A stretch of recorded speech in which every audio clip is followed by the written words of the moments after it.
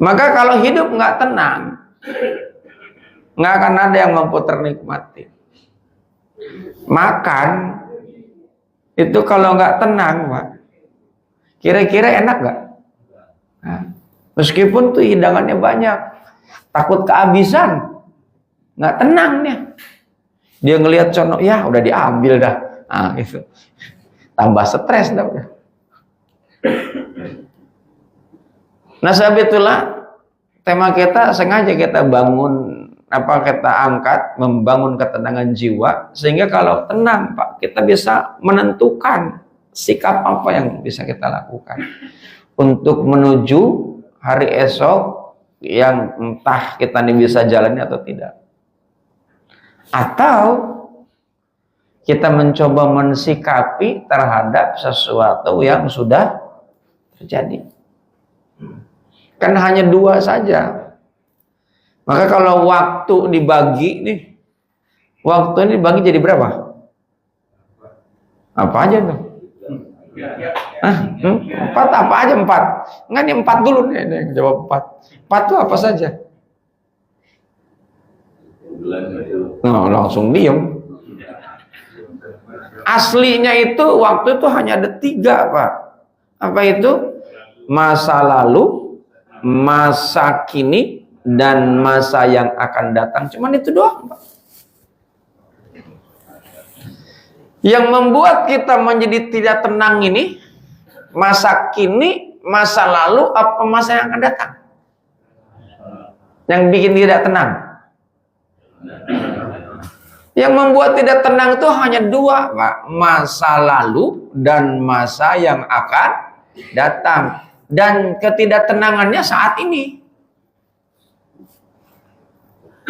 Jadi cara mensikapi agar kita ini mampu menikmati apa yang belum dan apa yang sudah adalah ditentukan saat ini. Maka kalau orang saat ini sudah nggak tenang, dijamin berikutnya udah nggak tenang.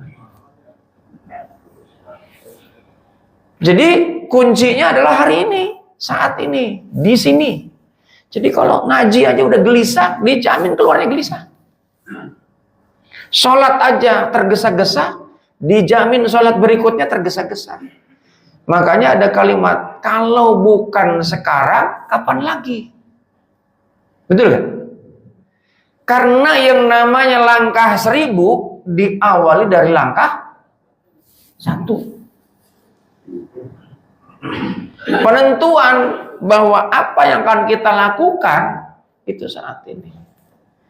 Dan hari ini adalah produk dari masa lalu. Jadi jangan pernah salahkan orang lain kalau hidup kita saat ini belangsak. Itu memang kita yang menentukan waktu masa lalu. Nah, sebab itulah ketika hidup kita nih hari ini susah, Pak. Ini masih kita nih harus coba sikapi. Kalau kita nih menyikapi dengan sikap yang salah, keliru, kurang tepat, maka sesuatu yang sudah terjadi, sudah nggak enak itu akan terus berlanjut. Maka caranya harus Anda putus mata rantainya. Bagaimana caranya? Anda update wawasan, merubah sikap, ya kan? Untuk apa? Agar esok kita jauh lebih baik. Bagaimana caranya? Ya hari ini, di sini. Al-Quran memberikan bimbingan kepada kita. Ya, apa bimbingannya? Ya ayyuhalladzina amanuttaqullah wal tangdur nafsum ma qadamat lighad. Ya. Jadi sikap kita terhadap masa lalu dan sikap kita terhadap yang akan datang itu ditentukan hari ini, saat ini, di sini. Yang namanya surga neraka di akhirat itu kita kan belum lewati nih. Tapi ada orang yang cemas. Bagaimana caranya supaya kecemasan itu terabaikan? Maka Allah kasih tuntunan, Allah kasih bimbingan, namanya syariat. Syariat ini turunkan kepada siapa? Kepada Rasulullah. Risalah kepada Rasulullah dari Allah untuk kita. Maka orang-orang yang tidak pernah mengindahkan risalah membuat hidupnya menjadi gelisah. Kalau buka Al-Quran surat kedua, surat apa itu? Surat Al-Baqarah ayat 61 kalau tidak salah.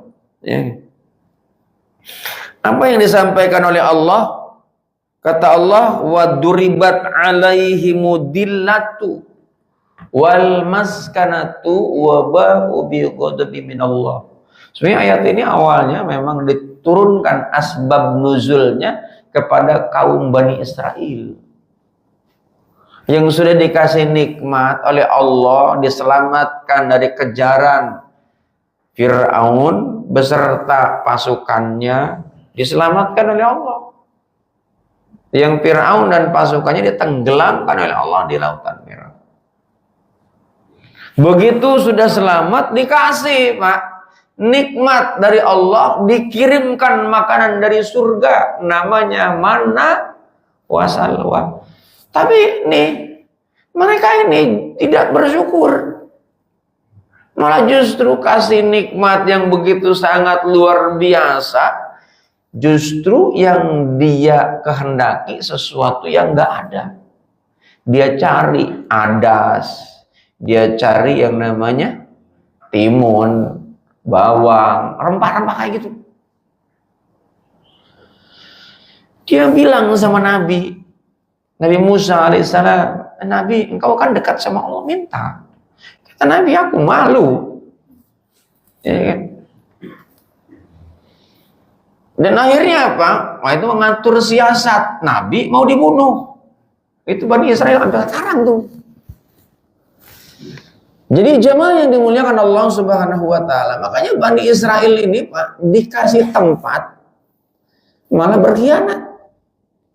Palestina itu ketika ia mencari suaka politik, Pak, orang-orang Israel ketika dibantai dalam peristiwa Holocaust oleh kelompoknya Hitler, ya, Jerman, itu mencari suaka politik kemana-mana, nggak ada yang nerima, Pak, kecuali Palestina. Dan begitu sudah diterima, Pak, ibarat kita miara anjing, Pak, dibawa ke kamar, lambat laun dia naik ke kasur, anjingnya dia nendang majikannya tidur di bawah, anjingnya tidur di kasur. Lambat laun itu bukan lagi tidur di bawah, ditendang supaya keluar dari kamar. Majikannya tidur di luar, Pak, di tempat kandang anjing. Nah itu kasusnya seperti Israel. Didoktrin tuh anak-anaknya supaya mereka benci kepada anak-anak Palestina, kepada orang-orang Palestina yang dianggapnya bahwa ini adalah tanah keturunan yang sudah ditentukan oleh Tuhan, oleh Allah. Dan bahwa yang namanya orang-orang Palestina itu mengambil haknya dia. Maka ini mereka tidak tenang, Pak. Karena sekarang apalagi dunia, Pak, sudah mulai terbuka, termasuk Amerika yang mendukung utama tentang genosida. Dan akhirnya apa yang terjadi, Pak? Saat ini, Pak, Tel Aviv sedang kebakaran parah.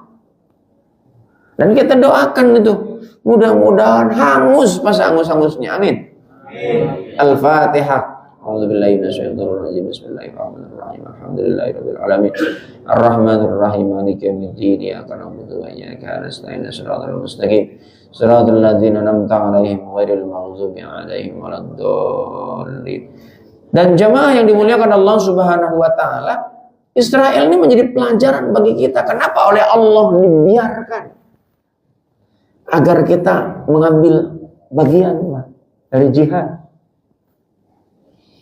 Karena lihat di dalam ayat Al-Quran, ya, walladzina jahadu fina lanahdiyannahum subulana wa innallaha la ma'al muhsinin. Kalau kita ini mau berjihad Pak di jalan Allah, Allah nanti akan datangkan orang-orang yang satu frekuensi, orang-orang yang baik. Kita mah sekedar boykot aja Pak, masih mikir-mikir. Padahal nggak datang ke sana, betul nggak?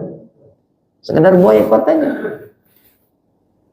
Ya kan kasihan, ini kan orang Islam yang kerja, nah, gitu kan? Kalau Pak di sini Pak kita nih perusahaan orang Islam yang ada di sebuah perusahaan yang berafiliasi untuk ikut membiayai genosida, itu masih ada kesempatan bisa cari kerja lain. Nah kalau orang-orang Palestina Pak, apalagi ada rencana itu Gaza mau diratakan, sebelum diratakan dibikin kebakaran dulu oleh Allah. Maka mereka diketar-ketir saat ini. Sudah masuk ke kota, Pak. Bapak coba searching di internet itu. Itu udah kebakaran dahsyat luar biasa. Udah mereka minta bantuan kemana-mana. Kalau kita kasih bantuan, kira-kira kasih apa? Hah?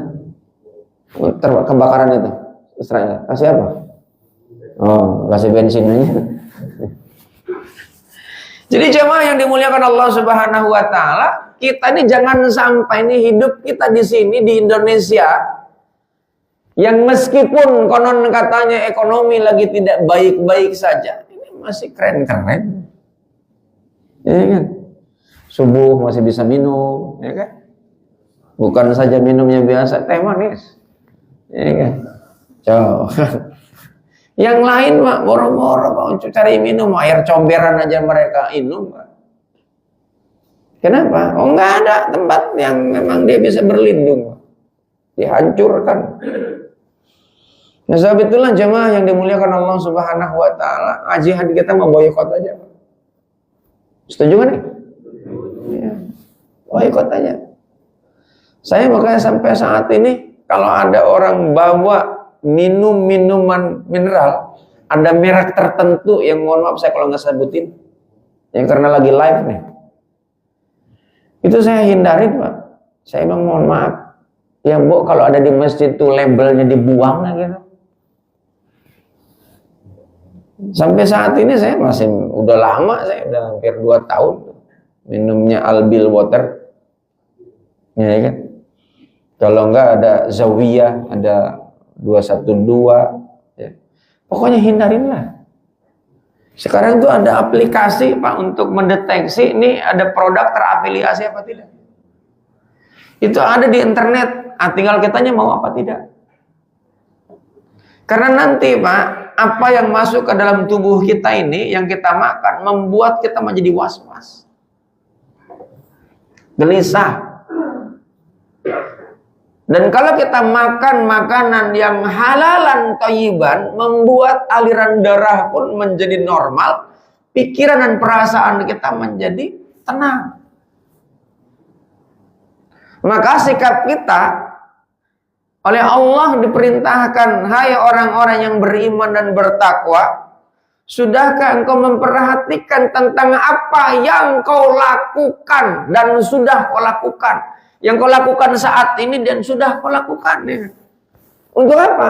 Ma qaddamat lighad.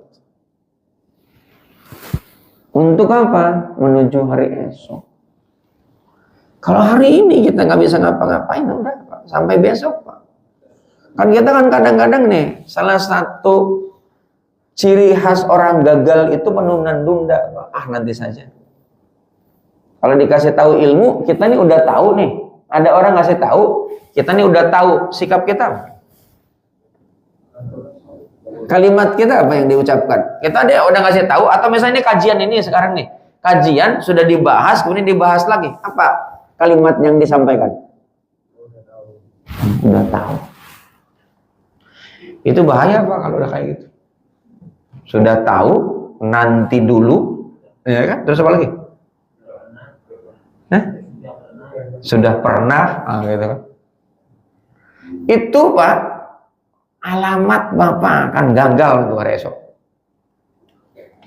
Manusia ini karakternya apa? Kata Allah, kata baginda Nabi. Mahalul khoto wanisyan. Khulu bani Adam khoto. Manusia ini tempatnya lupa dan salah.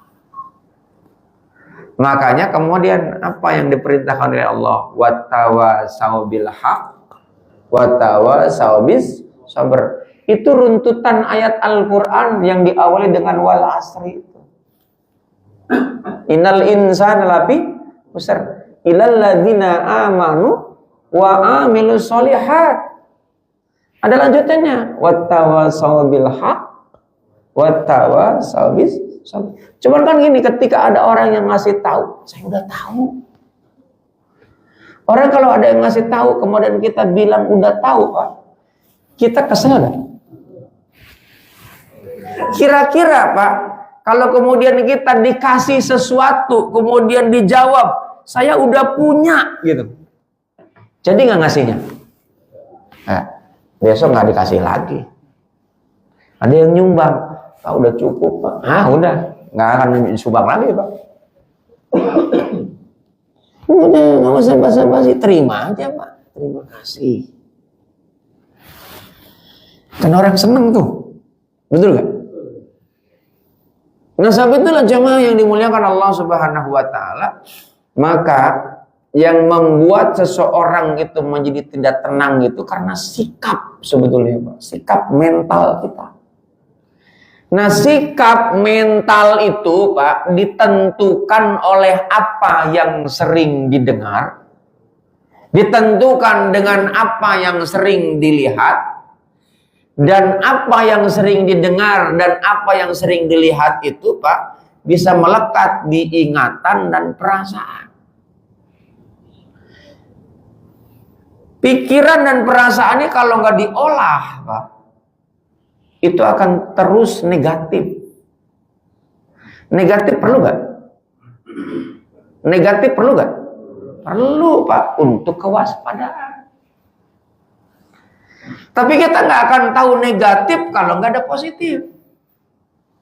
Nih, makanya Allah turunkan tuh fa'alhamaha fujuraha wa taqwaha. Allah turunkan, Pak, sisi positif, sisi negatif. Karena kalau semuanya positif, positif menjadi tidak ada. Kalau semuanya negatif, maka negatif dan positif pun menjadi tidak ada. Termasuk negatifnya nggak ada. Adanya baik buruk, Pak, karena ada buruk. Maka baik jadi ada. Kalau semuanya buruk, Pak, maka keburukan itu menjadi kebaikan. Paham nggak? Semuanya orang berbuat, ini di masjid joget-joget, hampir semua masjid, Pak. Maka dianggap biasa. Tapi ketika hanya masjid ini doang yang joget-joget, Pak, maka jadi buruk, Pak. Buruk, kenapa? Karena nggak ada, Pak. Dibandingkannya dengan yang lain. Tapi kalau semuanya, Pak, kayak di Papua, misalnya di Papua, memang biasanya mereka menggunakan koteka di suku pedalaman. Mereka memang adatnya itu, kebiasaannya seperti itu. Maka ketika ada orang yang masuk ke suku pedalaman pakai baju, ya beda sendiri. Gitu. Rasulullah itu diusir, Pak, dari Mekah karena beda sendiri. Menyampaikan kebaikan dianggap salah. Kenapa? Karena sudah sedemikian parah. Itu kan masa kekosongan, Pak, masa kenabian. Dari zaman Nabi Isa kepada zamannya Rasulullah diangkat menjadi Rasul tuh kurun waktunya cukup lama, Pak. Hampir ada yang menyebutkan 700 tahun. Ada yang menyebutkan 500 tahun, ada yang menyebutkan 600 tahun. Cukup lama, Pak, kekosongan. Sehingga memang terjadi penyimpangan terhadap sebuah ajaran. Maka dalam sejarah disebutnya kaum paganisme. Mengikuti ajaran nenek moyang. Maka kenapa di masyarakat jahiliyah waktu Rasulullah diangkat menjadi Nabi dan Rasul, itu Mekah dihormati karena memang itu peninggalannya Nabi Ibrahim. Jaraknya Nabi Ibrahim dengan Nabi Muhammad itu ribuan tahun. Apalagi dengan sekarang, Pak. Sudah sampai mungkin hampir 5.000 7.000 tahun. Maka ajarannya diangkat kembali. Dari mana Rasulullah tahu? Allah yang ngasih tahu. Karena Allah tidak pernah mengenal waktu, Pak. Allah itu nggak akan terikat dengan waktu, diikat dengan ruang. Itu Allah. Maka ada sebuah ayat yang menyebutkan 1 detik di alam kubur, bukan kuburan ya, alam kubur itu sama dengan 1000 tahun di dunia. 1 detik di alam kubur itu sama dengan 1000 tahun di dunia. Jadi jemaah yang dimuliakan Allah Subhanahu wa taala, jangankan tentang ajaran agama, Pak. Ini kalau nggak ngaji dan ngajinya kepada yang orang memang dia mempelajari di bidangnya, ya, maka bisa saja agama menjadi bias, menjadi tidak jelas. Dan ini dianggap kebaikan padahal tidak ada tuntunannya, tidak ada syariatnya. Dan kemudian ketika ada orang yang ngasih tahu, Pak, urusannya apa? Berantem, Pak. Coba aja. Orang ada yang ngasih tahu, Pak, berdasarkan ilmu, Bapak sudah sekian lama melakukan sebuah ritual. Tiba-tiba dia ngasih tahu, Pak. Apalagi kalau orang yang ngasih tahunya Bapak nggak suka. Ya sudah, Pak, urusannya golok. Berantem, pengusiran.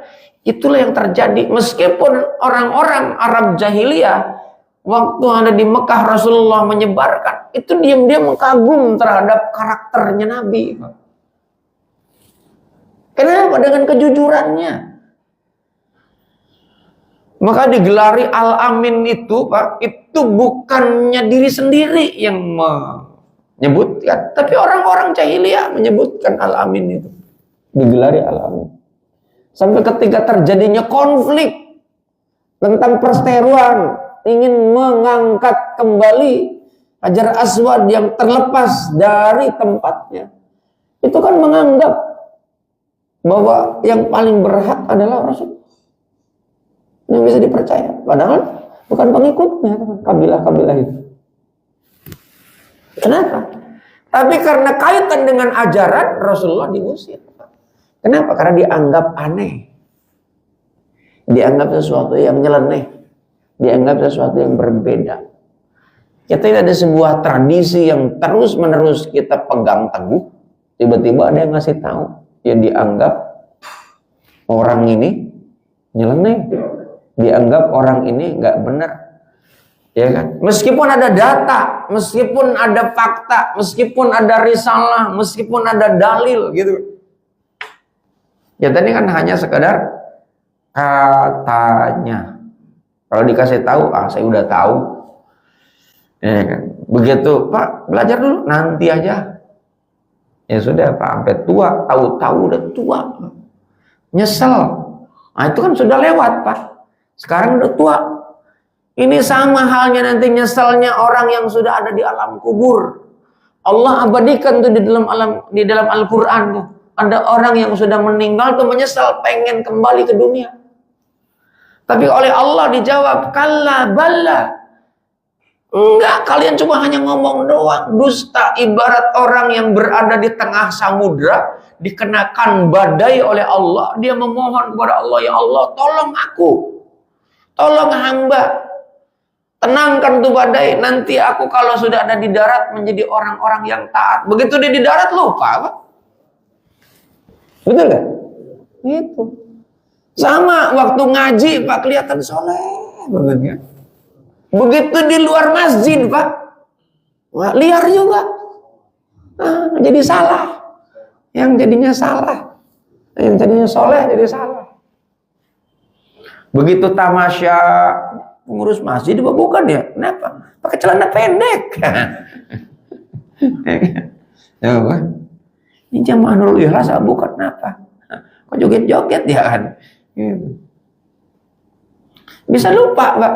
Itu waktu di masjid, kelihatannya nunduk, ya kan? Begitu di luar, Pak, liar juga. Ini ustadz apa bukan ya? Gitu kan? Ustadz bukan ya? Suaranya sih saya kenal gitu kan. Cuma nih, nggak tahu siapa ya? Anda siapa ya? Gitu kan? Yang begitu, Pak. Coba, lihat. Jadi jamaah yang dimuliakan Allah Subhanahu wa taala, maka nih sekarang ini kalau ditanya dari dua sikap kita, Pak, dengan masa lalu, dengan masa yang akan datang, yang membuat diri kita menjadi gelisah, was-was itu, apa kira-kira? Sikap kita yang membuat hidup kita tidak tenang, apa? Ya. Dari, kan ada dua, masa lalu dengan masa yang akan datang. Apa yang membuat tidak tenang? Apa? Karena kita ini, Pak, terputusnya diri kita dengan Allah. Apa namanya? Lost connection to Allah. Terputus dengan Allah. Nah, supaya kita nih tenang, gimana caranya? Sambungkan kembali, Pak, kita dengan Allah. Makanya ada namanya hablu minallah. Ada namanya hablu minannas. Hablu minannas, Bapak, kalau tidak diikat dengan hablu minallah, dijamin Bapak akan gelisah. Ini kayak sekarang, ini sudah Dzulqa'dah tanggal 19, tadi diumumkan kurban, Pak. Begitu kurban, Pak, panitianya kayaknya nggak bisa dipercaya. Was-was lagi gitu. Ya kan? Ini dibeliin apa enggak ya? Jangan-jangan nih, apalagi lihat spanduk di Masjid At-Taqwa per orang 3.500.000, di sini 3.700.000. Ini kagak beres nih pas pengurus. Jawa ini kan. Soalnya ini kan spanduknya ada tuh di Masjid At-Taqwa kan? Iya kan? Nah, ini nggak beres. Jadi nggak tenang kan? Benar nggak? Coba. Nah, ini apa? Nggak percaya sama orang. Tapi kalau kita ini, Pak, coba nyambung dengan Allah, dengan keimanan kita, Pak. Dengan keimanan kita kepada bodoh amat. Yang penting saya niat karena Allah. Kalau ada orang yang kemudian mencoba untuk memanipulasi, urusan dia dengan Allah. Jadi tenang nggak? Damai, Pak. Coba, Pak. Jadi RT gelisah mulu. Iya kan, coba. Jadi RT tenang. Iya. Iya. Ngaca, kumis sudah putih, gak tenang. Gimana caranya supaya bisa dekat sama janda? Gitu. Ya Allah, ya kan? Coba kan. Ya jangan. Ya kan? Coba begitu dekat sama yang bukan mahram, jadi nggak tenang, Pak. Supaya tenang, Pak, maka bilang sama yang pertama. Ya, katanya. Kalau nggak diizinin jangan. Coba kan. Makanya orang yang punya istri lebih dari satu dijamin tuh nggak tenang hidupnya. Handphone aja, Pak, nggak berani geletak-geletak sembarangan. Meskipun tuh namanya diganti pengurus masjid, padahal tuh, Pak, saya dikasih tahu sama Pak RT begitu. Wih, ada ditulis tukang listrik. Wah, siapa yang telepon? Biasa PLN. Kenapa kok telepon ngangkat pindah keluar? Takut kedengeran. Coba, hidup nggak tenang, Pak. Banyak bohongnya. Nah, banyak bohongnya. Maka udah, supaya tenang, Pak, ikutin aturan Allah. Maka sambungkan kembali kita dengan Allah. Yang selama ini kita nih nggak nyambung dengan Allah, Pak. Sholat aja, Pak, kalau nggak nyambung dengan Allah dijamin gelisah. kurban nggak tenang, ya kan? Sholat nggak tenang, haji nggak tenang, tengok keluar lagi, sebentar lihat jam. Coba kan? Dan ciri khasnya orang yang nggak tenang itu nggak fokus, Pak. Tengok kanan, tengok kiri, ya kan? Padahal temannya masih ada, disangkanya udah pulang. Fokus. Maka orang kalau nggak fokus, Pak, nggak akan sukses, Pak. Ujungnya, Pak, nanti hidup kita nggak akan bisa ternikmati. Kalau hidup di dunia sudah nggak ternikmati, dijamin di alam kubur nggak akan bisa menikmati, apalagi di akhirat. Parah lagi. Maka tenangkan jiwa. Kenapa? Jiwa ini, Pak, tergantung, Pak. Makanya kan saya sempat bahas tuh. Manusia ini, Pak, ketika masih hidup itu ada 3 makhluk yang berada di dalam diri, Pak. Ya, di dalam diri kita ini. Maka kalau ditanya, di mana letak ketenangan itu? Kan judulnya apa? Membangun ketenangan jiwa, ya. Ketenangan itu adanya di mana? Di jiwa. Judulnya aja membangun ketenangan jiwa. Ya kan? Nanti kalau jiwa udah tenang, Pak, itu akan membawa ke yang lainnya. Nah, jiwa ini, Pak, itu hasil perpaduan antara jasad dengan ruh. Ada 3 makhluk di dalam diri kita ini, Pak. Jasad, ruh, jiwa. Ya. Jadi begitu yang namanya ruh masuk ke jasad, muncul makhluk berikutnya namanya jiwa.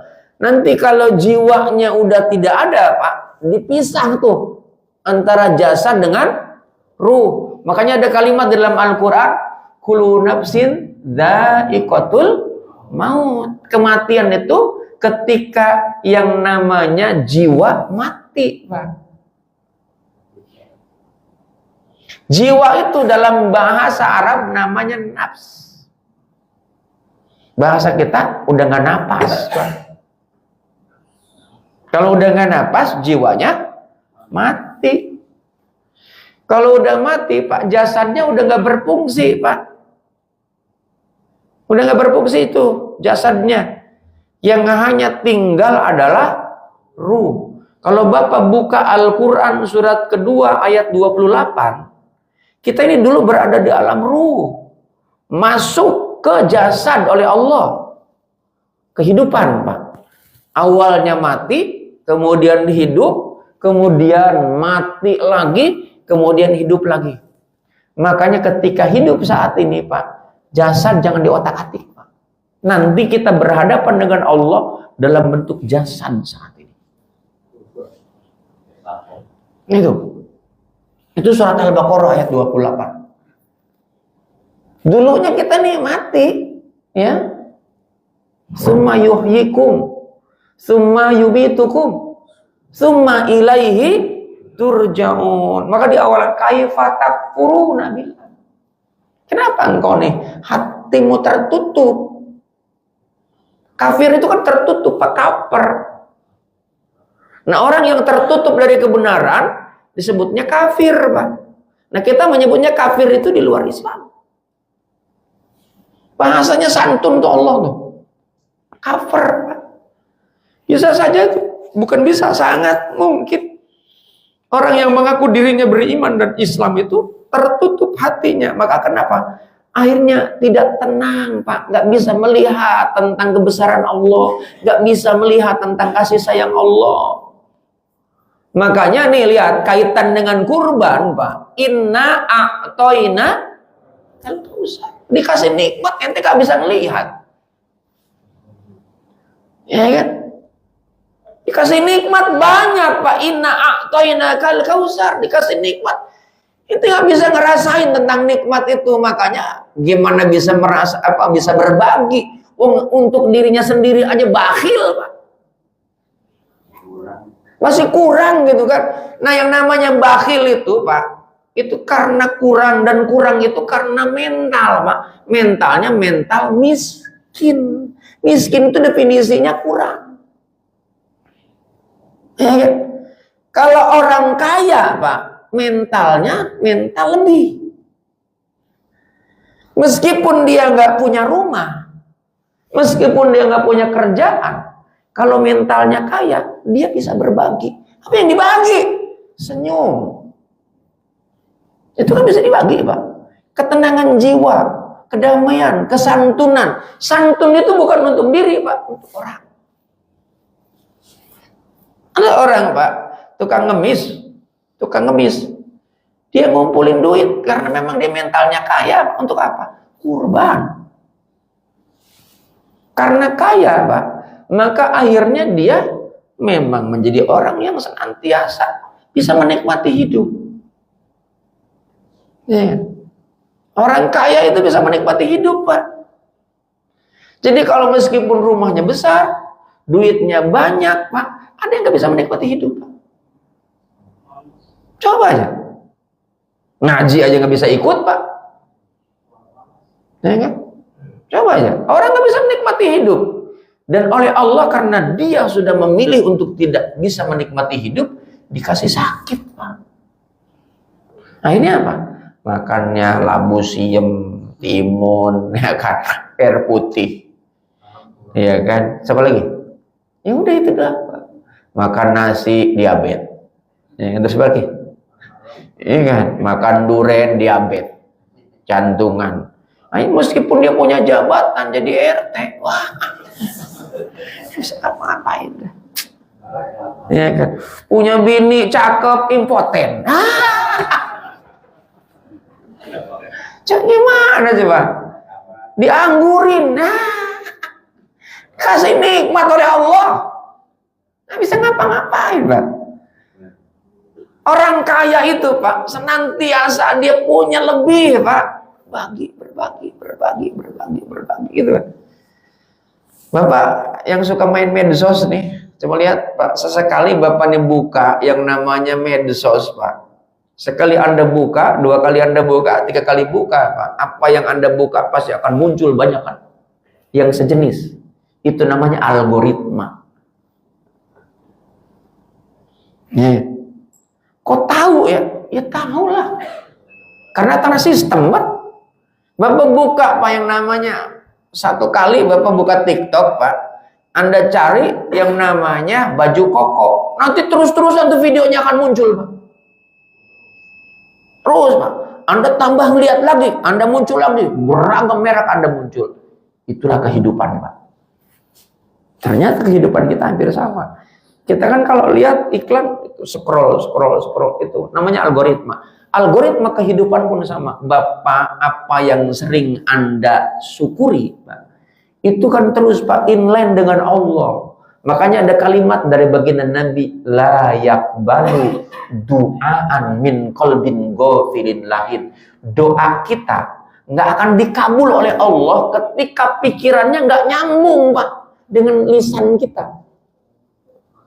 Kita minta, ya Allah berikan aku kebahagiaan, tapi pikiran kita stres, Pak.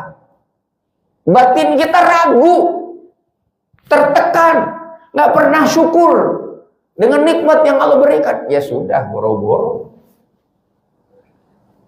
Ya, boro-boro. Saya kemarin tuh survei ke tempat kurban. Karena saya ngebina musolah yang di belakang rumah saya. Beliau kan survei beberapa tempat. Nah, yang kemarin itu, kalau yang sebelumnya saya diajak nggak bisa. Begitu yang kemarin, saya bilang, mari kita atur pikiran dan hati kita supaya dapat harganya bagus. Tapi itu nggak nyakitin orang, nggak mati-matian kita nawar, dan juga dapat orangnya ramah. Bener, Pak. Kita udah di mobil, udah kita doa dulu, Pak, minta sama Allah. Kayaknya akrab dari sana tuh akrab, ya kan? Dan kita dikasih sapi dengan harga yang bagus, sapinya besar. Hanya saya beli juga 1 untuk di kampung. Ya, harganya bagus, sapinya bagus. Jadi kalau panitia mau, saya anterin ke sana. Ya, kan? Iklan sekaligus, Pak, mempromosikan dia yang punya produk. Ada keuntungan bagi di sini. Ya kan? Kalau misalnya harganya agak mirip, dapat barang bagus, kan duitnya bisa dikembalikan. Yang satu orang 3.700.000. Atau misalnya kan, yang penting minta izin dulu sama yang kurban, karena itu kan panitia, bukan haknya kan, betul kan? Bilang dulu sama yang berkurban, ini dapat sapi agak besar, ya kan? Harganya lebih murah, gimana nih? Terus kata yang kurban, ya udah Pak, duit kan sudah diterima sama panitia, gimana ini dilimpahkan untuk pembangunan? Ijab kabulnya kan dari dia Pak, jangan kita yang menentukan Pak, panitia. Haram itu, nggak boleh, nggak ada hak. Panitia kan dititipin amanah, betul kan? Tapi si pengkurban jangan was-was Pak, tadi sedang membangun ketenangan jiwa.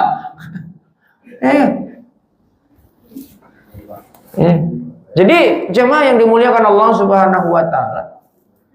Bahkan ini si panitia ini udah survei ke beberapa tempat. Tadi saya bilang di pikiran, hati, itu antara hati dengan hati. Al-Quran itu kan menyebutkan, sekiranya seluruh isi dunia ini kau belanjakan untuk mencoba menyatukan hati-hati di antara manusia, ini saya katakan mungkin sanggup. Kecuali hanya Allah yang mampu menyatukan hati. Datang ke sana itu Pak, Bapak coba cek aja, kata yang jualan itu. Ini kan real Pak, real itu. Nah kadang-kadang Pak panitia nawar kurban aja Pak setengah mati Pak, kagak pakai perasaan. Kenapa? Yang jualannya cuma nggak pakai perasaan. Ya kan? Harga sapi yang harusnya biasanya harga misalnya contoh 2 juta, jadi 20 juta. Itu kan keterlaluan Pak. Ya kan? Dia memanfaatkan Pak, memanfaatkan momen, memanfaatkan orang yang memang dia sedang butuh. Kan hukum ekonomi itu kan begitu Pak, supply and demand. Kebutuhan meningkat, barang dikit, harga melejit Pak. Nah, itu ada, makanya dalam konsep ajaran Islam itu kan menimbun itu haram hukumnya. Karena kalau menimbun akan hilang di peredaran. Haram hukumnya itu menimbun. Untuk kekayaan sendiri Pak, apalagi itu barang-barang untuk kepentingan umum. Kepentingan dasar. Ini orang lagi masih berkurban gitu, dinaikin, orang jualan nggak peduli itu sapinya sakit apa sehat.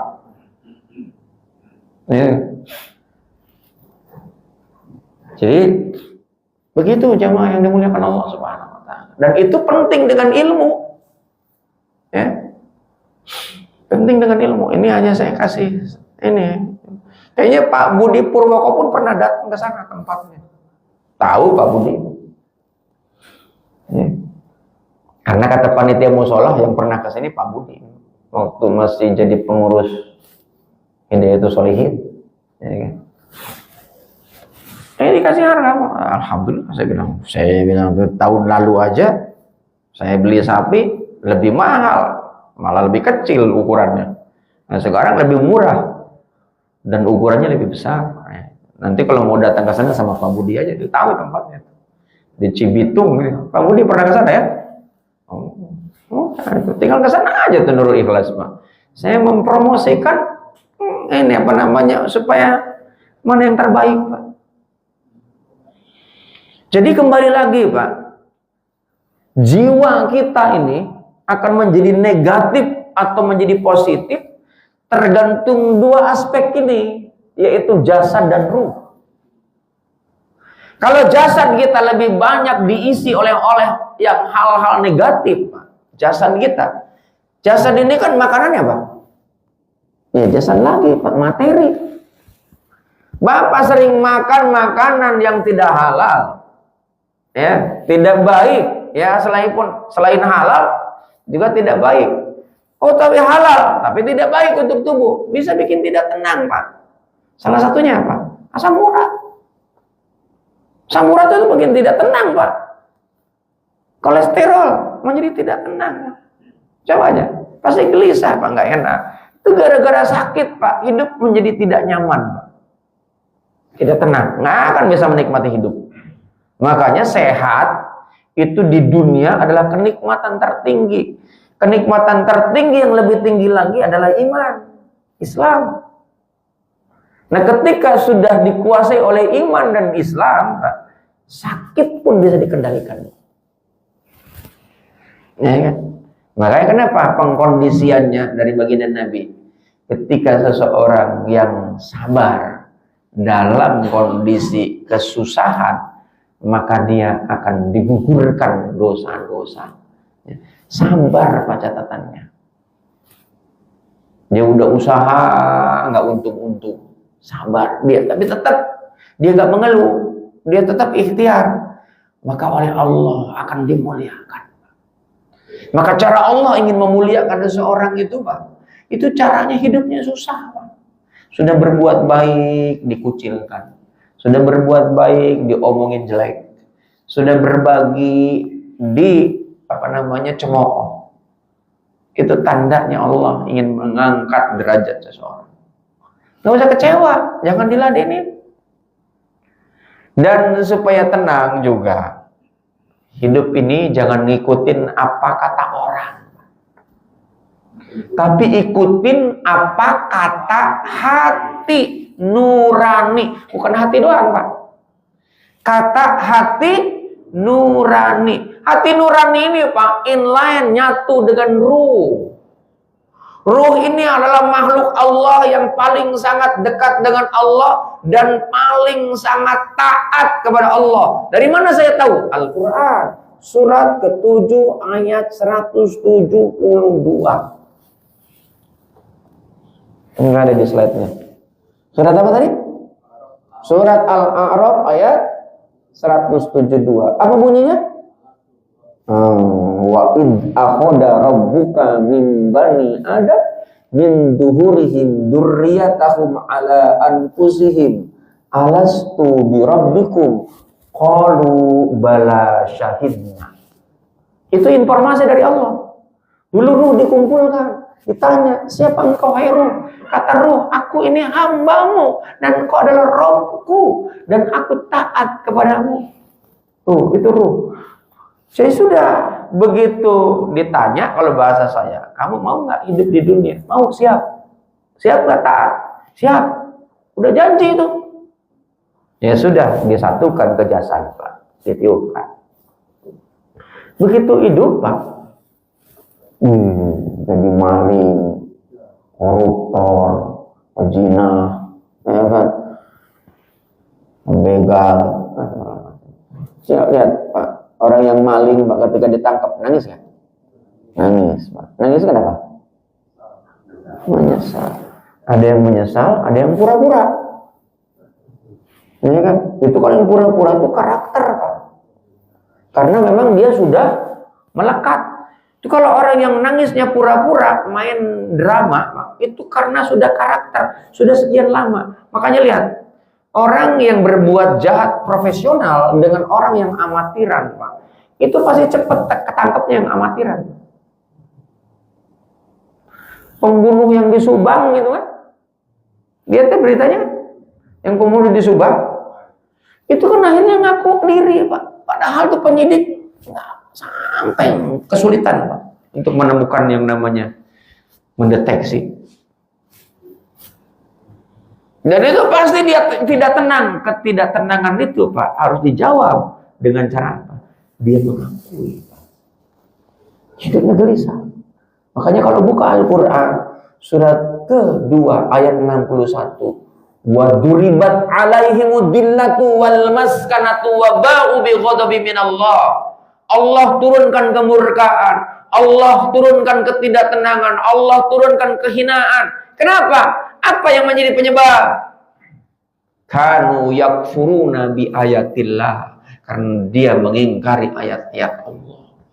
Ayat Allah itu ada yang tertulis dalam kitab, ada yang tertulis di alam semesta. Ada ayat kauliyah, ada ayat kauniyah. Kejadian-kejadian yang ada itu ayat-ayat Allah yang diperlihatkan supaya apa? Menjadi pembelajaran. Makanya apa? Wallahu akhrajakum min butuni ummahatikum la ta'lamuna syai'an wa ja'ala lakumus sam'a wal absar wal afidah la'allakum tashkurun. Anda nih jangan sering ngedenger hal-hal yang negatif kalau nggak biasa. Dan kalau nggak bisa menyaring. Tapi kalau sudah bisa menyaring, bisa memilah, bisa memilih, nggak apa-apa ngedengar yang negatif sebagai sebuah pembanding. Jangan sering-sering lihat yang negatif kalau nggak bisa memilih dan memilah. Sekarang ini Pak, melihat ini, Ustaz ceramah mati-matian, jaga iman, datang perempuan, cakep lagi, pakai celana pendek. Gimana mau terjaga, Pak? Nah, iya. Meskipun aki-aki, Pak, sudah nggak ada tenaganya. Melihat yang bening, melek juga, Pak. Yang tadinya ngantuk waktu ngaji, Pak. Itu, melek juga, Pak. Makanya hai kaum wanita, jaga dirimu. Jangan perlihatkan itu kemolekan itu hanya diperuntukkan untuk suamimu, meskipun suaminya sudah tua. Ya kan? Gitu. Jangan diperlihatkan untuk yang lain. Ini dan majelis taklim, Bu. Dandan sampai 5 jam. Giliran untuk suaminya dikasih bau bawang, remason, ini kan cium leher bau PPO, cium jidat itu apa gambar koyo, ini kan cium dada bau keringat, kata suaminya, gua udah gak semangat, ini kan. Kata RT, masih ada di sana. RT kan tahu mana tempat-tempatnya kan. Dia penguasa wilayah ya kan. Alasannya, ini kan saya lagi mendata. Itu kan sensus gitu kan. Padahal itu modus ya kan. Makanya nggak mau diganti-ganti RT, udah saya lagi. Ya terus udah berapa periode itu jadi RT kagak kelar ya kan. Makanya gak ada yang mau maju, udah jangan, lu kagak sanggup gitu Pak, ditakut-takutin ya kan. Ada kelakuan ya kan. Nah sebab itulah jamaah yang dimuliakan Allah Subhanahu wa taala, jasad ini harus kita jaga Pak, dengan sebaik mungkin. Jangan diotak-atik. Itu bukan milik kita. Ya kan? Jasad jangan diotak-atik. Ini mau alis, ibu-ibu dikerok. Ya kan? Pasangin tato, lancip. Ya, begitu kena hujan langsung ngembleng. Karena kan tatonya kurang paten kali kan. Coba. Itu dilaknat nanti tuh, Bu. Ya, untuk apa coba cakep-cakep? Dandan, ya. Kalau bukan untuk yang mahram, maka bukan jadi surga itu, jadi neraka itu. Kalau punya istri kayak begitu, tegur itu, kasih tahu. Karena tanggung jawab jadi suami itu jauh lebih berat dibandingkan tanggung jawab jadi seorang istri. Iya kan? Tanggung jawab itu galakan istri. Ini kayak begini, kayaknya curhat kayaknya. Jadi suami itu makanya tegas. Kamu mau nurut gak? Kalau nggak, gue balikin lo. Ya nggak begitu juga kali, ya kan? Pakai bahasa yang santun, nama istri itu kan. Diajak ngobrol, meskipun obrolan santai gitu kan. Ini mah enggak, suami main handphone, istri main handphone, ya kan? Liatin istri, liatin Shopee, suaminya liatin Gojek. Ya, ini udah nggak nyambung, ngobrol ya kan. Ini kalau ada perlunya doang bapaknya ngedekatin istrinya. Ya kan, kalau lagi ada hajatnya doang. Diperlakukanlah istri sebagaimana layaknya ratu. Kalau bapaknya jadi raja, jangan jadikan istri pembantu. Karena sandingan raja itu adalah ratu, bukan pembantu. Betul kan? Sandingan raja itu adalah pembantu. Ini bapak ingin dianggap raja sama istri, tapi istrinya dijadikan pembantu. Ya gimana mau nyambung? Sandingan raja itu ratu. Perlakukan. Lihat meriang-meriang dikit. Ya, saya udah tahu nih meriang. Pasti dia pengen beli emas. Gitu. Ini mah enggak, ya kan? Suami uring, istri uring-uringan, paling tambah dia omelin ya. Ya sudah, bapak minta makan, ambil aja sono. Sendiri. Itu perlakukan santun. Perempuan tuh makhluk halus, Pak. Ya kan? Makhluk halus. Oh sih.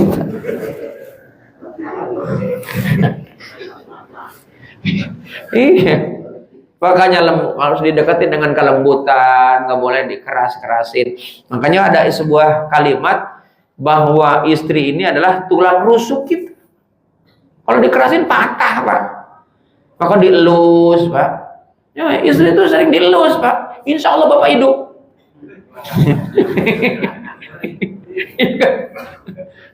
Kalau Bapak memang masih muda, kalau udah tua, Pak, perjuangan hidup itu. Meskipun udah berjuang, kagak hidup-hidup. Ya kan? Jadi jamaah yang dimuliakan Allah Subhanahu wa taala, jasad, ruh, jiwa. Ini adalah makhluk yang ada dalam diri manusia yang masih hidup. Nanti kalau udah nggak hidup lagi, Pak, itu misah semuanya. Nah, ketenangan itu ada jadi jiwa. Jasad harus kita jaga, makan yang bagus, ya kan, yang halal, yang thayyib, yang tidak membuat diri kita sakit, ya kan, yang tidak membuat diri kita dosa, karena dosa itu membuat diri kita menjadi jauh dan membuat kita ini terputus dengan Allah. Yang ketika kita terputus dengan Allah, hidup nggak akan pernah tenang. Makanya lihat, ada orang pergi ke gunung, ada orang pergi ke pantai, ada pergi ke luar negeri, ada pergi kemana-mana, cari apa?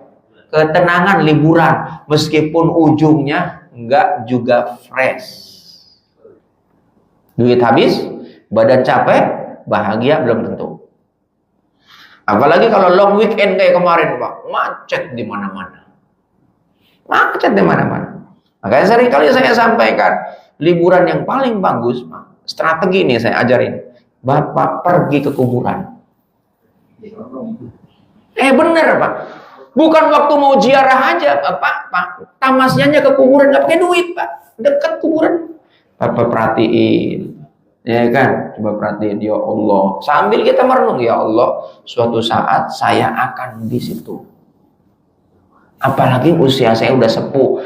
Ini yang udah aki-aki, jangan mau jalan-jalan, Pak. Apalagi ke mall. Udah capek, Pak. Refreshing, nggak akan refresh, Pak. Nggak fresh, Pak. Serius. Coba Bapak, kan kali-kali, Mak. Iya nggak apa-apa, kali-kali sih. Ini mah sering, Pak. Ke mall, makan di mall. Apa? Udah makannya belum tentu higienis. Makan di rumah jauh lebih higienis. Yang masakin istri dengan perasaan, dengan kasih sayang. Dijagain kita dengan catatan bapaknya baik. Kalau enggak, Pak, dicampurin racun, Pak. Bapaknya jahat sama bini. Campurin racun, ya kan? Nah, saya dikirimin video, Pak. Ada istrinya ngasih minum, suaminya minta maaf. Bu, maafin saya, Bu, kesalahan-kesalahannya. Minumnya diambil lagi. Ini aku mau minum. Enggak, itu ada racunnya katanya. Diganti. Ketahuan, akhirnya marah lagi tuh suaminya. Ya kan? Itu kocak itu, Pak, konten kreator, Pak. Jangan sampai begitu, Pak, ada di Masjid Nurul Ikhlas. Istrinya begitu karena suaminya galak. Istri itu tergantung dari suaminya. Kalau suaminya baik, insya Allah istrinya baik, Pak. Jadi kalau marah-marah, Bapak peluk aja istrinya. Lus-lus. Insya Allah. Gitu.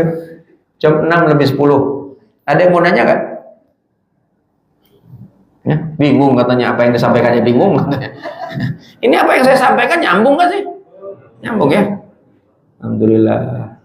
Ya. Tuh Pak Haji Dodi aja nyimak, setuju Prof katanya gitu.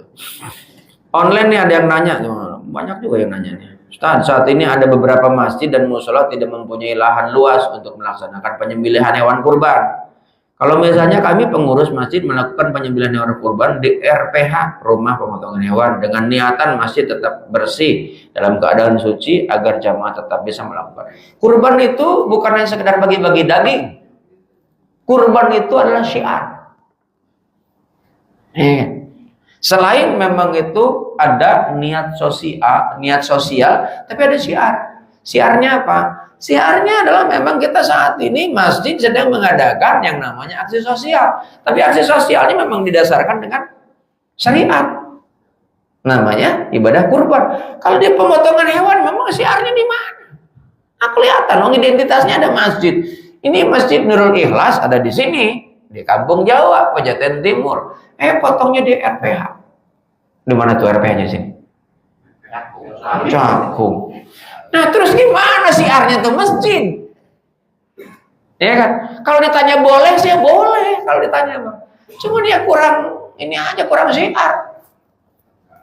Ya. Ya kalau kaitan dengan yang namanya darah, Pak, kan bisa disiasati. Masa mau potong di dalam masjid kan nggak mungkin, Pak. Ya arealnya kan tinggal cari, misalnya di sini ada dekat, ya kan jalan misalnya. Sementara, insya Allah warga juga asal mau RT-nya ikut ngaji juga, tinggal bilang sama RT yang punya wilayah. Kalau RT-nya nggak ngizinin, nah RT-nya ganti aja. Ya kan? Gampang, ya nggak sediktator begitulah, ya kan? Insya Allah Pak RT yang di sini kan soleh, ya kan? Itu. Ini namanya bukan soleh ya, Yanto namanya. Yanto yang soleh dan solehah. Oke, soleha kan? Enggak, ya soleh aja. Jadi kalau ditanya tentang apakah boleh, kalau boleh boleh, cuman kurang syiar, karena memang adanya kurban itu untuk syiar. Kayak di Mekah, ya kurban itu memang di RPH. Di RPH, nggak kelihatan tuh di masjid, Pak. Di mana ada kurbannya? Karena kenapa dilakukan kayak di Mekah itu di tempat pemotongan? Karena jumlahnya banyak, Pak. Jumlahnya banyak agak itu. Kalau di sini memang berapa ribu sih? Enggak, maksudnya yang dipotongnya 10.000. 10 ekor, Pak. Nah, 10 ekor masa bentar, Pak. Motong itu. Ya kan, nyacakin kalau yang profesional itu Pak sebentar Pak sapi. Ya kan? Sebentar Pak, nggak sampai 2 hari kan? Oh iya, ya kan? Apalagi makannya cepet itu. Oh, ya kan? Begitu yang dibagi Pak, cepet juga Pak dibagi. Nah itu Pak, ketika ada yang namanya kerumunan di masjid kan ada syiar tuh. Bagaimana memperlihatkan orang tertib. Ya kan, bagaimana yang namanya panitia itu yang rapi, itu kan syiar. Enak ya, itu masjidnya tertib orangnya. Dilihat dia kan ada kupon, ada segala pembagiannya. Begitu Pak, syiarnya berantakan. Bapak jadi berantakan juga. Bukan hanya ngejelekin masjid Pak, Islamnya. Nggak akan didata dengan sebaik mungkin. Ya. Kemudian Ustaz, antara bayar hutang dan berkurban, mana yang harus kita dahulukan? Bayar hutang lah. Ente yang punya hutang pengen berkurban. Ya kan? Ya tapi kan kalau kurban ada waktunya. Hutang, nah hutang juga ada waktunya. Hutang dulu bayar ya kan, lunasin dulu. Karena itu skalanya lebih wajib Pak. Kurban itu kan wajib bagi yang mampu. Kalau yang nggak mampu berkurban boleh nggak? Boleh. Berarti dia kaya, memampukan diri, bukan memaksakan diri. Dia kan pengen Pak. Makanya ada sebuah pendapat dari ulama bahwa hewan kurban itu kelak itu akan menjadi tunggangan kita. Kalau kita buka Al-Quran surat Al-Hajj ayat 37, ya, bahwa yang namanya kurban itu yang sampai bukan kulitnya, bukan dagingnya, bukan darahnya, tapi takwanya, ya, takwanya yang sampai kepada Allah. Takwa itu apa? Takwa itu menjalankan apa yang diperintah oleh Allah dan menjauhi apa yang dilarang oleh Allah sesuai dengan kemampuan. Jadi jemaah yang dimuliakan Allah Subhanahu wa taala, ini yang namanya kurban dalam rangka menjalankan ketakwaan kita kepada Allah. Wujud dari kesyukuran. Makanya inna a'toina kal kausar. Engkau dikasih nikmat banyak, Pak. Wa in ta'udu ni'matallahi la tusuha. Disuruh kurban sama 1 ekor kambing 1 orang. Satu ekor kambing paling mahal berapa sih? Oh, ada yang kambing yang harganya 40 juta. Ya, mendingan beli sapi. Ya kan? Dapat 7 orang. Dan lebih banyak dagingnya. Jadi jemaah yang dimuliakan Allah Subhanahu wa taala, maka kalau ditanya ini kan kaitan dengan hukum, Pak. Mana yang lebih dahulu? Ya bayar hutang dulu. Ya. Kalau orang yang nggak mampu, Pak, punya hutang, ya tetap Pak, hutang harus dibayar. Nah, kecuali yang ngasih hutangnya sudah membebaskan atau menjadi halal. Ini mah enggak, punya utang, update status, jalan-jalan. Nah, ini kurang ajar tuh orang punya utang kayak gitu tuh, Pak. Kita doain Pak orang kayak gitu, mudah-mudahan dia insaf gitu. Jangan disumpahin. Cuman dia nggak tahu diri, Pak. Itu orang nggak tahu diri, Pak. Dia punya utang, yang ditagih nggak ada. Yang ditagih, ngeluh, Bapak memelas gitu kan, supaya nggak jadi bayar. Memang karakter orang yang biasa punya hutang itu, Pak, itu kebanyakan dia hidupnya nggak tenang, Pak. Makanya ada sebuah kaidah, furusan fil nahar wa dani'un fil lail. Malamnya gelisah, siangnya takut. Malam gelisah karena takut, karena dia gelisah dengan hutang itu. Kapan saya bayar? Kapan saya bayar? Begitu. Tapi begitu ada nggak bayar. Siangnya takut ketemu yang ngasih utang, takut ditagih. Begitu ditagih, tarsok, mati Pak. Begitu mati Pak, jangan salah, di akhirat akan dipaksa oleh Allah untuk membayar hutang itu. Meskipun kita nggak punya apa-apa, kalau kita punya pahala, diambil kepala, dikasih sama yang punya, yang ngasih utang itu. Oh saya dosanya banyak, gampang Pak. Itu yang orang ngasih utang nanti dia semuanya Pak, dia banyak punya pahala. Itu yang ngasih utang itu juga punya dosa, dosanya diambil, ditimpakan ke dia, tambah banyak tuh dosanya. Kalau di akhirat Pak, nggak ada yang bisa berkelit. Makanya saya kalau ada orang yang punya utang udah ditagih berkali-kali, udah, ya kan, saya silakan aja. Mau dimaafkan itu boleh, Anda nggak maafkan pun itu haknya orang yang kasih utang, karena itu miliknya. Ya, kalau dimaafkan, dibebaskan jauh lebih baik. Ya, tapi kalau kemudian nggak dibebaskan, itu juga nggak apa-apa, halal, karena memang itu hak kita. Ya. Ini kadang-kadang waktu minjem Pak, itu waduh Pak, melas.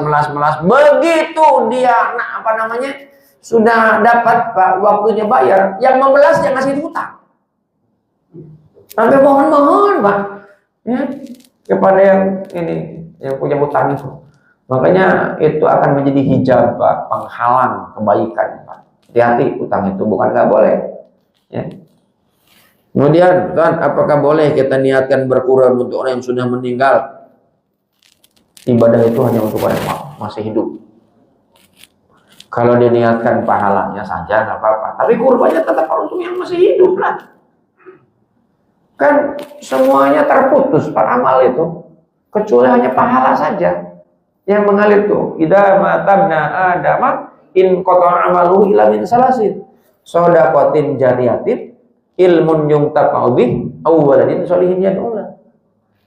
Jadi kita nih anak, ini berkurban atas nama yang masih hidup. Nah, itu pahalanya meskipun tidak diniatkan tetap mengalir ke orang tua. Itu anak yang baik berarti. Tanpa harus kita omongin pun Allah udah tahu Pak. Berarti ini orang tua mendidik anak berhasil. Anak ini amanah dari Allah kan. Dia berarti berhasil menjaga amanah dari Allah. Maka karena berhasil menjaga amanah, maka dikembalikan itu kebaikannya kepada orang tua yang sudah meninggal itu. Ya, cukup ya, udah jam 7:30 nih. Ya ada sih, silakan. Dan tadi disebutkan antara hutang dan kurban. Kalau misalnya ini hutang nggak ada, kemudian kelebihan duit, ya prioritasnya pada saat Zulhijjah dia lebih memilih santunin yatim, mana lebih? Kurban dan yatim. Kurban. Ya, jadi menyantuni anak yatim kan bisa setiap saat. Ya, menyantuni anak yatim itu adalah kewajiban bagi orang yang mampu setiap saat. Ya. Nah, kurban itu ada momen. Dari tanggal 10 sampai 13. Itu di luar dari itu udah bukan kurban lagi. Meskipun sapinya limosin, ya, sapinya paling besar, nggak akan masuk Pak, karena ada waktunya. Nah kalau nyantunin anak yatim, nggak ada waktu, bebas kapanpun bisa dilakukan. Sama halnya Pak, ketika haji itu kan ada puncaknya namanya Arafah, wukuf di Arafah. Bapak sudah melakukan prosesi yang lainnya, Bapak nggak wukuf, kagak haji, hilang udah. Itu analoginya seperti itu. Kurban itu ada waktunya. Maka karena Bapak kan duitnya lebih tadi, ya sisihkanlah kurban, sisihkan untuk anak yatim, jangan kurban doang. Ya. Dan makanya kurban beda Pak. Ini mustahiknya siapa aja kalau kurban. Tapi kalau yang namanya nyantunin kan itu apalagi yang hanya khusus anak yatim. Iya kan? Doa apa? Kayak model zakat kan ada mustahiknya. Tapi kalau kurban enggak. Gitu. Sedekah juga memang itu nggak ada mustahiknya, bebas. Ya makanya hitungannya bagi-bagi hewan kurban itu bagian daripada sedekah. Di samping Pak, memang itu ada yang namanya kurban itu sebagai sebuah wujud menghilangkan rasa cinta. Makanya kan simbolisasinya itu kan pengganti untuk menyembelih kecintaan kita kepada dunia untuk melebihi cintanya kepada Allah. Makanya simbolisasinya dimintalah Nabiullah Ibrahim untuk memotong putranya. Padahal itu putranya Ismail itu, yang namanya Ismail, putranya Nabiullah Ibrahim alaihissalam, itu kan dinantikan sekian lama. Coba bayangkan, udah dinantikan begitu lahir, sayangnya pasti lebih Pak. Begitu sayangnya lebih, udah habis nggak ketemu lama, begitu ketemu suruh disembelih. Mana ada orang yang sanggup begitu Pak? Mana ada yang sanggup begitu? Berat Pak, nggak akan mungkin Pak.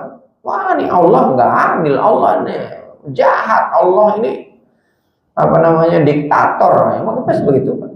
Tapi Nabiullah Ibrahim enggak Pak, dia lakukan Pak. Kenapa? Itu adalah simbolisasi tentang cinta kepada Allah Pak.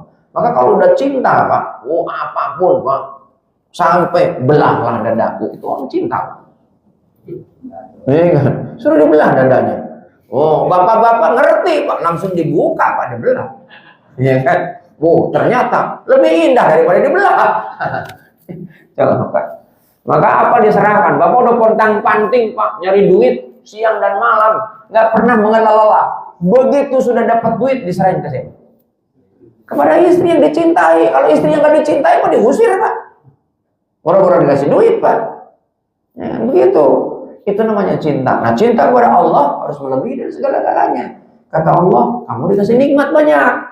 Nah maka sholatlah. Kemudian apa lagi? Wanhar, berkurbanlah. Itu perintah dari Allah. Makanya kata baginda Nabi, yang punya kemampuan adalah berkurban. Nggak usah dekat-dekat sama sholat. Itu kalau Nabi masih halus nih Pak. Kalau saya udah kamu kafir gitu kan. Gitu ya. Cukup ya. Ada lagi. Boleh kan nih? Jangan. Oh ya, silakan. Setiap tahun keluarga saya pada ngumpulin pas jatuh pasan kurban itu, alhamdulillah bisa kebeli satu sapi. Bisa kebeli Pak. Iuran Pak. Bahkan itu ada di Masjid Ittihad itu ada orang yang tukang pemulung Pak. Tukang pemulung dia bisa kurban Pak. Akhirnya dia dari kurban itu dia nggak niatin sampai punya rumah. Ya begitu Pak. Al-Fatihah. Bismillahirrahmanirrahim. Iyyaka na'budu wa iyyaka nasta'in. Shiratal ladzina an'amta 'alaihim ghairil maghdubi 'alaihim waladdallin. Jadi nanti kalau mau beli sapi itu saran saya sama Pak Budi itu sama. Ya. Cibitung cakep-cakep sapinya. Iya. Oh dia panitia. Nah udah cakep. Tinggal kesana aja. Nanti saya tinggal calling aja. Tolong dia kasih harga yang khusus. Nah gitu kan. Mudah-mudahan kita semuanya oleh Allah dibimbing, dijaga, dan juga diberikan kesempatan umur supaya kita tetap terus untuk bisa menambah pundi-pundi untuk bisa dijadikan bekal di akhirat dan di alam kubur nanti. Dan di dunia ini mudah-mudahan kita diberikan kesehatan, bukan saja sehat tapi afiat.